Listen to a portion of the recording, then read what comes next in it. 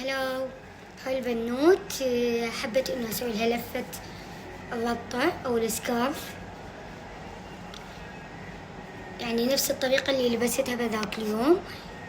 كنت لابسة ربطة سوداء بس حبيت انه اسوي لها بالوان حتى تفهم الفكرة.